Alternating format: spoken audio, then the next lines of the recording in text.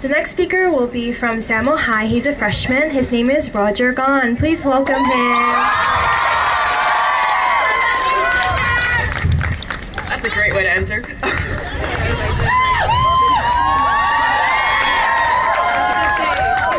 Hey everyone, thank you all for being with us today. My name is Roger Gawne, as you know. I'm 15, I'm a very proud LASAC member, and I'm a freshman at Santana High, which I believe is just over there. I'm also pansexual and a trans man.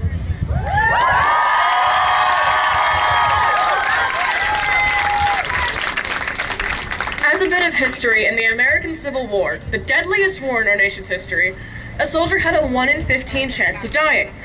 Nowadays, your average trans person in the US has that same chance of being murdered. 1 in 15. That stat is 1 in 12 for trans women, and 1 in 8 for trans women of color. As a point of reference, for the general population of the United States, the murder rate is 1 in 20,408.1632653. The decimal goes on. Between 2012 and 2015, more than half of those killed in anti-LGBT plus violence were shot to death. Therefore, gun violence is very much a queer issue. As the only transgender speaker on this stage today, I will be discussing the experiences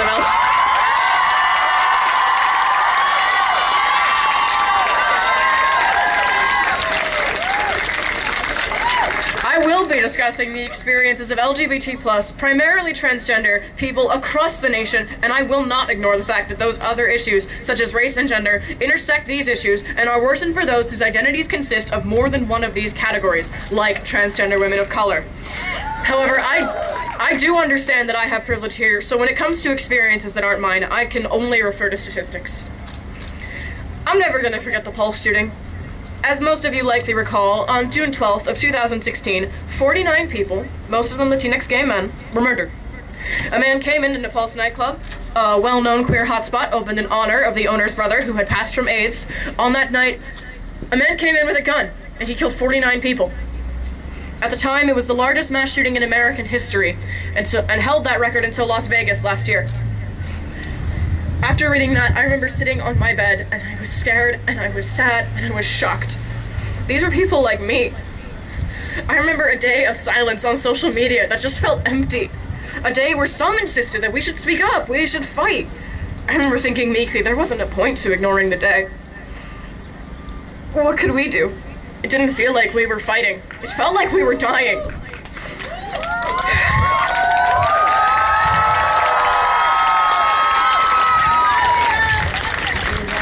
That day it was better to honor the dead and fight in some future tomorrow. While it is long past tomorrow, and many more people, LGBT+ and not, are unrightfully dead in this epidemic of gun violence, and I'm really sick of this silence.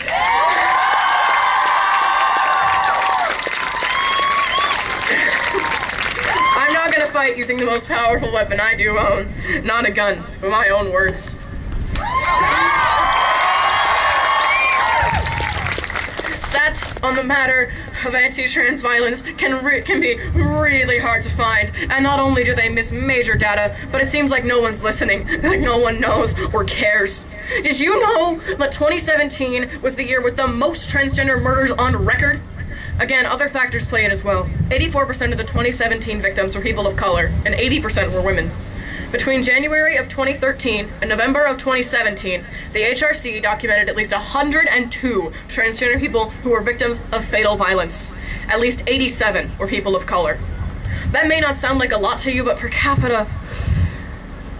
Additionally, these disturbing numbers are probably so much lower than the actual amount of deadly violence targeting the transgender community, as many victims are not identified as transgender postmortem.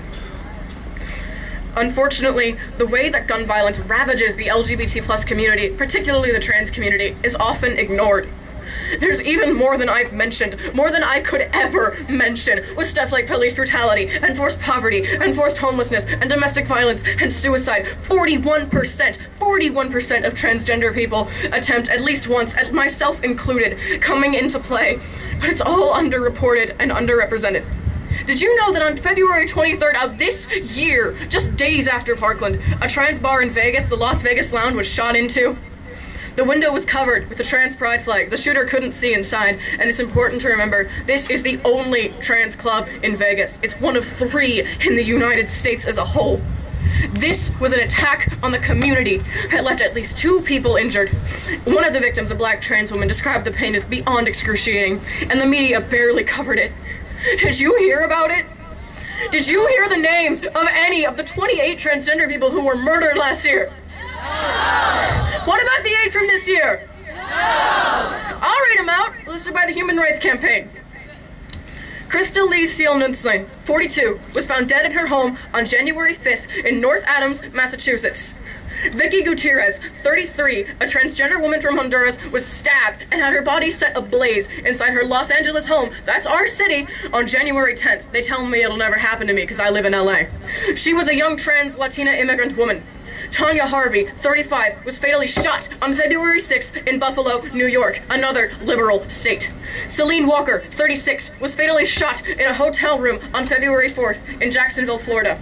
It wasn't even known for days that Walker was trans because local police claimed not to refer to victims as transgender. Remember the part where the numbers get skewed? Felicia Mitchell, 45, was shot and killed outside her home on February 23rd in Cleveland, Ohio. Zachariah Fry, 28, went missing in New Mexico in mid-January. Her body was later found 40 miles outside of Albuquerque on February 19th. Amia Tyree Berriman, who they mentioned just a minute ago, 28, was fatally shot at a local motel on March 26th in Baton Rouge, Louisiana. And Sasha Wall, 29, a transgender woman of color, was fatally shot on April 1st this month. Did you hear about her?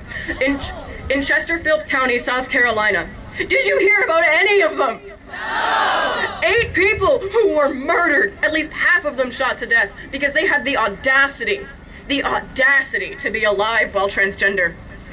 How many more in the rest of this year? How long until it's my turn, until I'm standing down a barrel? How long until action is taken? How long until this stops?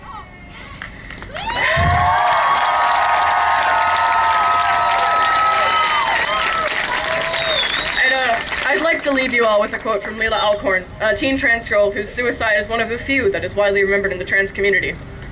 She writes in her suicide note, "The only way I will rest in peace is if one day transgender people aren't treated the way I was. They're treated like humans, with valid feelings and human rights. I, for one, refuse to let her memory or her goals die with her, or to let her life be in vain. We in the trans community need to be safe as well, and the gun violence discussion cannot be had without us. Changes must be demanded and made so that I can have any hope of living past 32 years old, the current average transgender lifespan in this country, this so-called great country of freedom. So that everyone, regardless of identity, can have that same hope and far beyond it, rather than the fear we all know too well."